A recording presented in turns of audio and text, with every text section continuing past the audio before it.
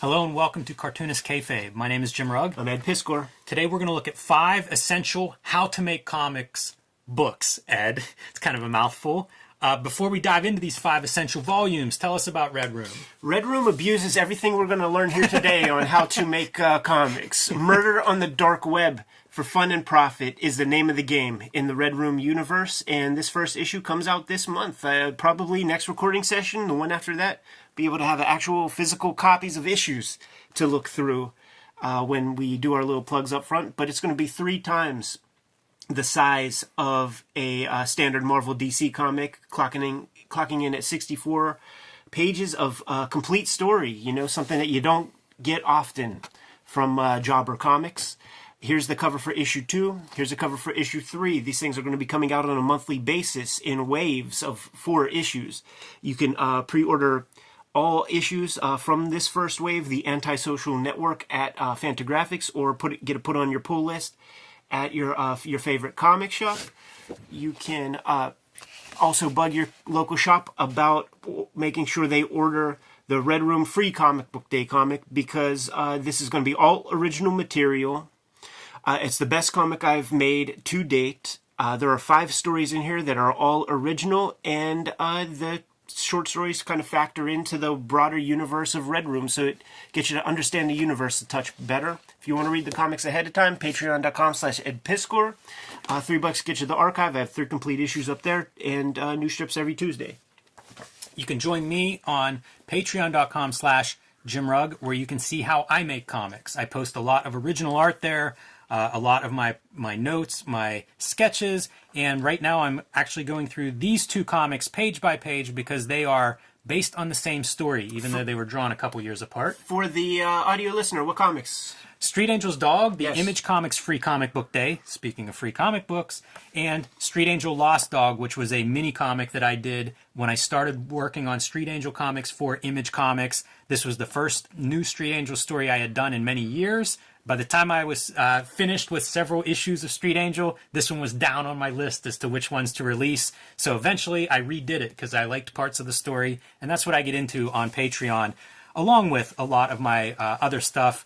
Like I say, original art, things I'm working on, and out-of-print zines and mini-comics that you can download at any level that you join. You know something, Jimmy? Since I think 2015, I don't think there's been a free comic book day where one of the Pittsburgh Holy Trinity didn't have a contribution to free comic book I love it, man. Keeping that tradition alive, Ed. Goddamn right. That's my 3rd one, too, by the way. Nice. But we are here today to talk about some of the... I have at least 4 shelves of books that I would classify as how to make comics. You know, they cover a wide range of material, but I thought we would kind of look at a survey. We've looked at a few in depth, like How to Draw Comics the Marvel Way is a classic that probably everybody watching has heard of, but we'll run through a few of these, and they're almost subgenres. So the first one that I would talk about is the Aimed at Comics, how to make comics specifically. This is the Famous Artist Cartoon Course. Again, I would put this in the same category as How to Draw Comics the Marvel Way. The Landon School. However, yes, the Landon School, which preceded this one. But you can see this was purchased by me off of eBay whenever I first got access to eBay. When it first showed up, I started looking for this. And it's an amazing, amazing document because it is all of these great cartoonists. And I wonder if there's a better list of who is involved. I mean, they're all on the front, too.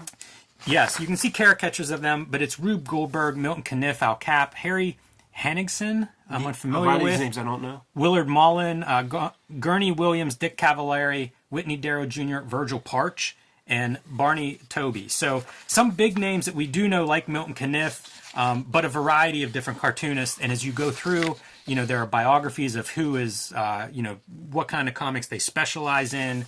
But this is an amazing thing. 24 lessons in all contained here, and I don't know, 400 or 500 pages, photocopies front and back. And this was a big business in the first half of the 20th century.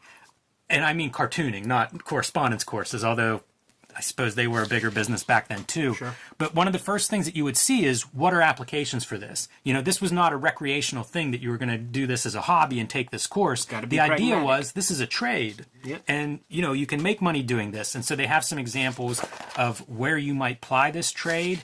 And eventually they just get into, after several pages of examples, just lists of further places where you might be able to do this.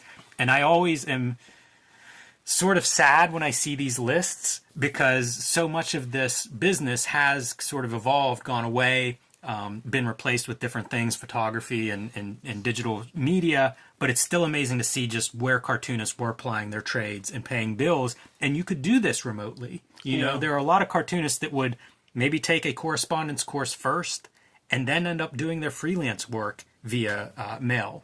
Yeah, all that said, with these joints that like went away, you know, who wants to grow up to be a blotter?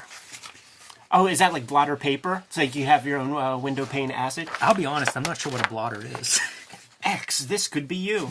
Adult books is listed, though. The Eric Stanton route. Exactly. I also wonder if the Al Cap chapter is about, you know, 3 sentences and is like, get Frank Frazetta to draw it. Dude, it is not.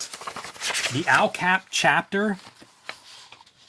Oh, man, it's not listed here. It's something like 24 weeks or something, where he goes through every single daily and talks about it. Like the building of the strip. His chapter is building a humor strip, an ongoing humor strip. So you get profiles of who these cartoonists are that we're going to be getting our notes and lessons from. And I mean, like, Milt Caniff, the biggest strip cartoonist of the first half of the 20th century. Big footprint. Yeah, exactly. I mean, this is the lineage that Jack Kirby comes from. Yeah. To put it in perspective, just how influential this guy is. Most of the action strip artists of like comic books will say Caniff and like Hal Foster and you know the first sentence. This is going through and telling you what to expect, but then we get into our tools. Always a fan of this. And again, pretty common if you are looking at some of these how to make comics books, they'll have a section like this. Jimmy, I finally bought a rolling pen. Why on earth would you do that, Ed? There is an application, and when you're making splatter comics, you dip that mother effer into your liquid Frisket, and it gums up to there, so that when you put it down on the page, you could get fine line Frisket. Wow. So that you don't spatter over tiny details that might be important to you. It's like when you're using like the latex kind of Frisket, then you use a paper cement eraser, one of these gimmicks. And then you pick up the boogers off of that, man. But, dude, I have a fucking rolling pen. That's amazing. I'm old enough that I used rolling pens in college assignments. God damn. Yeah, exactly. This is something that we've talked about, lifting up the edge of your ruler so that your pen's not touching the ground, but you can run a pen or a brush across that ruler to get a straight line. I've done that, too. Not easy. You're a real inker if this is your common way of... ruling out a straight line with a dip pen or a brush. You're a cheap inker, because all it costs is about 4 or 5 cents, man. 5 cents if you have an 18-inch ruler, and you just take pennies down on the downside, and guess what? Magically, your ruler isn't touching the paper. Of course, you get into lettering, the technical side of this stuff. Caniff's a bad motherfucker, man. He really is. Drawing for reproduction. And these are things that we've looked at in some of the other videos that we've made. But it's very thorough, as you can see at home. You know, that's a pretty fine print that we're going to go through and explain this. Dude, let's add another name to duotone and duoshade. Craft Tint Double Tone. Single tone and double tone. It's amazing how many of these supplies used to be made. You buy them at drugstores and stuff. Anywhere, convenience stores, you could find this stuff. A lot of this early stuff, you know, halftone engraving, I have no idea. I can't imagine that you're using that in any capacity today. But I do think this is one of the more thorough, if you're going to kind of go through this, how to make faces, expressions, figures, movement, panel to panel, all of that stuff is covered in here. And that's really what to look for in one of these like how-to guides. Beautiful. Is that they cover all of that material. It's really fun too. As you get into this, you start to see like some of the different cartoonists. You'll be able to see like Virgil Parch, very clearly in some of the illustrations. This is how I discovered Virgil Parch. I didn't know his work before copying your copy. Might be worth a dive on him at some point. He's a really interesting cartoonist, in my opinion. I like his line work. Assignments at the end of each chapter. Another thing that elevates this a bit, if you're looking for, some kind of a How to Make Comics course, this is a good one because it has some very specific exercises. And again, getting into figures, probably the easiest way. There's your Virgil Parch character. Unmistakable. Probably the easiest way to really get the overview is to just look at what the chapters are. So figures, inking, head in detail, pretty girls, action, clothes, special types. There's always an animal section because at the time that was always big. Kids, lettering, getting its own thing. And then really nice in this is several of the big cartoonists, including Milton Caniff, they go through Alcap, they get their own chapter to talk about. I assume it's their choice, but it's things that they are known for. These are some of the, as we said, most influential cartoonists in 20th century. So amazing. Quite a resource, and you will learn a lot, I promise, no matter how much you know about comics if you go through this course. The next one that I'm going to mention, Manga in Theory and Practice by Hirohiko Araki, known for JoJo's Bizarre Adventure. Yeah. And one of the biggest manga series in history. This is a guy who came up while, with some of the heaviest hitters in Shonen Jump. And, he pays his dues. This book is incredible because, one, it's his perspective of how he does what he does at a high level. Mm-hmm. And so it's talking about putting your style onto these tropes and onto the standards that are expected of a commercial manga artist. And very specifically how he does put his own piece on. But it goes from the very beginning, whenever he first started out sending in his art to contests at these magazines and having the envelopes returned unopened. So like step one, how do you get them to look past the cover? I remember Rob Liefeld said whenever dudes were submitting stuff to him, I think it was like Jeff Matsuda was the only person who sent a submission in that was in like a hot pink manila envelope, man. So amongst, well, not manila, but, hot pink envelope. So amongst all the manila color stuff, there's this hot pink thing. Who's not going to open that envelope, man? I love that story. It's really smart. But it's also very sound what he's going to go through and explain in here. So you see 4 major fundamentals of manga: character, story, setting, themes. Most of these chapters are extremely short. You see 2 pages for an intro, a couple of pages, as you go through each chapter. Very easy to read is what I'm saying. Oftentimes he ends his chapters with examples of his own manga that he can call out and, use based on what he's saying in the text. You can then see it cited, for visual aid. But this is a guy who is as successful as any manga artist in history. And this is like half memoir and half instruction, which makes it a very interesting read. I think every cartoonist should write a book like this. If we ever get to the point where you can just download in an instant, I would read all of them.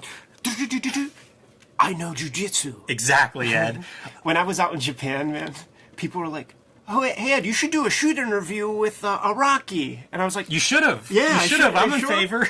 Hook me up." like we have the magic. Like we are in the Illuminati of cartoonists, and we could just make that happen. It's awesome. I mean, this book probably answers most of the questions we would have. And when I found this, I was just shocked it even exists. It's incredible. It's really an interesting thing to read for all those reasons, because I can't think of other stuff like this. Keep this in mind, Kayfabers, because you want to watch the rest of the video. But when this video is done, just type in Araki's name into YouTube, and you could find maybe 3-4 really cool videos where time-lapse even, where he's drawing, taking an hour to draw some fresh stuff. So, very cool. I had trouble narrowing this down to 5 essential books. Mm-hmm. So this is a sub book. This is not one of the 5 essentials. However, these are both manga becoming more and more influential, I think, on American comics. And Manga Masters of the Art is interviews with several mangaka, and it's both interviews and then also artist galleries. And you can see the table of contents of who is interviewed in here, and some big names. Maru Sahiro, who we looked at some of his work, just great artists. And talking about making comics, again, in the commercial industry of Japan, which a little bit different, but there's still a lot in common. And for practical knowledge, that's what this book does. It asks them what tools they use. There are photographs that accompany many of these interviews that show their tools and their process, and even photographs of them actually drawing and seeing the steps as to what they're drawing and putting tone. And relatively technical, lists of materials, all that stuff.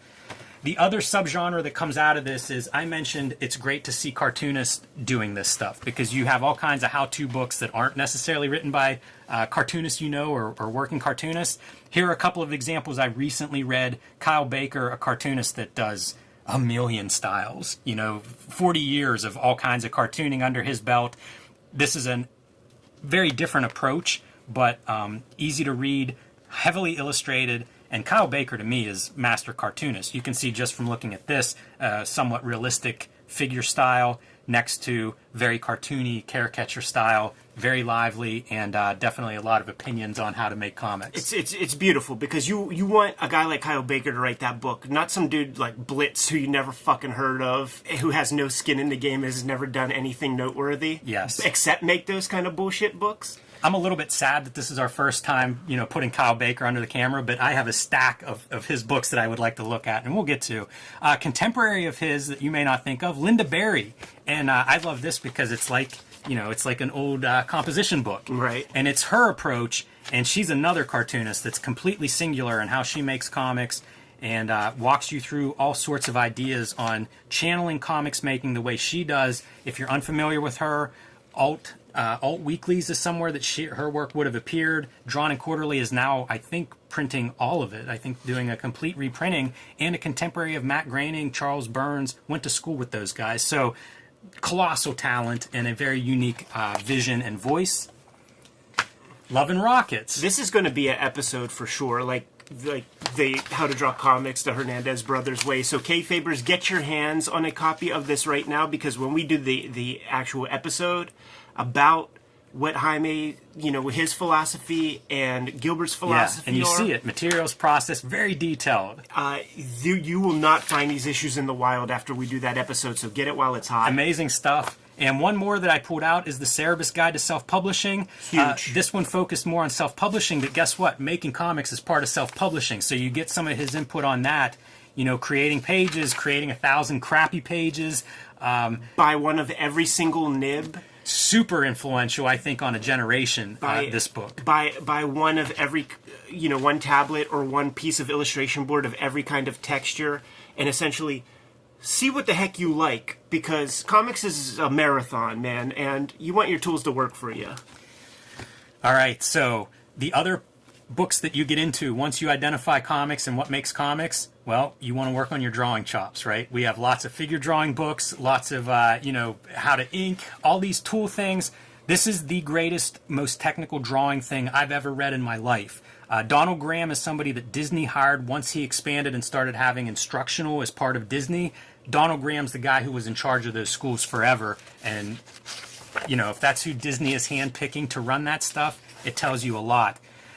I've never read anything quite like this, and to give an example, because we're not going to go through this whole book right now, it's several hundred very technical pages, but there are about 20 pages on the subject of perspective, something that I'm always interested in getting better at, something I've struggled with, and probably a lot of other cartoonists struggle with. 20 pages of this, going from things like linear perspective that we all know, 2-point, 3-point, 1-point perspectives, but then getting into things like sectional perspective, which is something I had not been familiar with before reading this book. But he does just incredible things. The whole premise is based on you're working on the surface. It's a two-dimensional canvas that you have to work with. How do you create depth? How do you create points of interest? How do you create dynamic eye movement? And it is, you're extremely thorough on that subject matter. You're a kid learning to draw some stuff accurately. You can now draw a passable human figure. Drawing a picture, a well-composed picture, is a whole nother set of problems and obstacles and things that you have to figure out. And any little bit helps, man. Yeah, this is a phenomenal book. Again, it's one of those things, if you read this, I promise you will draw better. Yeah. When you come out the other side. In that same vein, again, thinking of craft, once you start to break down what you're doing, I need to work on storytelling. Cinematography is the thing that I would always see in interviews of cartoonists when I was trying to think of how do I get better at making comics. Again and again, I would see cartoonists reference cinematography, and this book in particular. Storytelling is what I would call it, but it's things like camera angles and what do these things mean? What's a point of view shot look like? You know, why does that have meaning? Continuity is something that you might think of as like the 180-degree rule. Yeah. The idea, if your one character's on the left side of the room, don't switch him to the right arbitrarily. You know, let us see him cross because we understand space a certain way. And in comics, that is something I see done wrong all the time, where it's like, I'm not sure where these characters are in relation to each other. That's usually pretty important. So this idea of continuity is one of those pieces that sort of sets that up and explains it. I think I might have seen Frank Miller reference this in an interview. There's fascinating stuff in here. Like they, talk about how the arrangement of images in terms of editing and cutting can change certain things. So you'll see the close-up of a character's eyes cut to a chicken dinner. Yes. Now this character's hungry. Same eyes cut to daughter. Dad loves daughter. You know what I'm saying? Like there's a whole chapter on it. A whole chapter on cutting. Exactly what you're saying, Ed, and where that meaning comes from. Benefits of close-ups. And you know what? I meant to mention this because a good companion to this is the Hitchcock-Truffaut book. Yeah, sure. The very first book that's referenced in here is Hitchcock-Truffaut. And it's like page 6 or something. I remember reading this and just being so excited when I saw that because that's a book that's really important to me. And it kind of, all of these books overlap is the other thing. You're almost creating a trajectory as you read a few of these because they do reinforce that they might say it a little different, which can help. But I feel like I get pieces from each of these things every time I go back to them. And this is really like your fundamental visual storytelling, the foundation. Go on archive.org. You can listen to the Hitchcock-Truffaut conversation. It's broken up in about half-hour chunks. It's going to take you a year to you listen to a half hour, you hear about the movies mentioned, spend time, go watch those movies, listen to the next half hour with all the fresh stuff that Hitchcock just talked about. Go see those 2 or 3 movies that he's referencing. Wash, rinse, repeat for the 13 or 30, however many MP3s there are. You're going to know some things about storytelling at the end of it. Yeah, that book is masterful because it just does a chronological walk through his filmography, which does make it easy to watch as you listen to pieces. But yeah, it's a real master storytelling. This is the last book from my 5 essentials that I'm pulling out. This is the DC Comics Guide to Coloring and Lettering Comics by Mark Chiarello, handling the color side, Todd Klein handling the lettering, intro by Steranko. This is an amazing book. This is another one that I had been hearing about. I finally tracked down a copy. It's incredible. It made me order the other DC guides because this one is so well done. Chiarello takes coloring, which is as complex as any visual component you can imagine, and really clearly explains it in a way that made total sense to me and I think is extremely applicable if you're trying to make color comics. So, gives a brief history of comics. We've talked about this stuff quite a bit. The colors that you don't use, that they all use right now. Yes. He should make that more clear. Talks about how we had 63 colors to choose from, and then they expanded it to like 124. But by the way, that expansion, erase those. Yeah. Just don't use those. Just stick with those original 63. He has some really cool ideas because, of course, most of this is based on digital coloring. One of his ideas is to start with those original colors, which were made in 25% increments, so 0, 25, 50, 75, or 100 of each of these ink colors, and, you could mix them together. Start with those because that's like the visual color language of comics. And then you start to deviate from them little bits at a time. So if you're doing skin tones, it used to be there was one skin tone, 25 yellow, 25 magenta. There is no blue. Right. As Klaus says in the Apple commercial. Now, his suggestion is you want everybody to have a little different skin tone variation. Now it's 22 and 24, or 20 and 26. Minor variations that are still built on that original palette that you look at an old comic, that's what it looks like. The principles of color, hue, complementary colors, value, intensity, color saturation. Intensity is something that you would see as maybe saturation in Photoshop if you're thinking of what the counterpoint of this is. He explains saturation a little bit differently, but that was kind of my takeaway. But really good with examples, of each piece as you go through. I just found it super instructive. Like I said, it's clear. It shows examples often of what happens if you do the wrong thing. Just a really great resource and pretty concise. If you look, this is not a thick book. This is a super easy read. You know, half of this book is also lettering. Yeah. So, you know, it's a very brief history and guide to coloring in comics, but very effective. One thing you never ever see, in every single computer colored piece that you're showing, like, it would stick out like a sore thumb if they did such a thing, but you never mix black into your colors. I'm sure he mentions that. And a lot of comics come through our offices here from the mill and stuff. One of the hallmarks of kind of amateurish color is exactly that. You will see they'll just like pick around on the ridiculous color wheel of Adobe Photoshop, and the colors that look nice up there on the screen might have some black in them. So when it is being projected onto a piece of paper and inks are being applied, there is a percentage of black that's being added, and it muddies up your color. Yes, and he does address it, Ed, in a section about CMYK versus RGB, because once he gets to chapter 4, it gets into digital.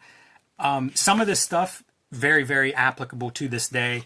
Some of it a little bit specific with things like software and hardware, although Photoshop's referenced, but, you know, you're not sending your files in on a CD-ROM anymore.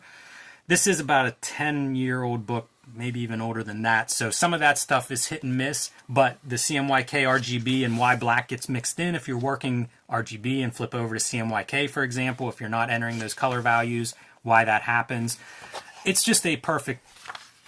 It's certainly a perfect intro to coloring for comics, and for cartoonists out there watching this who are doing everything themselves like we do, I think there's some valuable knowledge in here that's pretty quick and easy to pull out. This is neat. This is where he talks about saturation, and for him saturation has to do with ink on paper. So once you start putting in, like, say I said you do 25% increments of CMY, maybe you do 100 of 100% of C and 100% of Y and 50%, it starts to be way too much ink. Yeah. And that's what he's referring to saturation, is building up this thick ink, which ultimately absorbs light and will give you sort of this heavy effect. So that's what you're seeing there.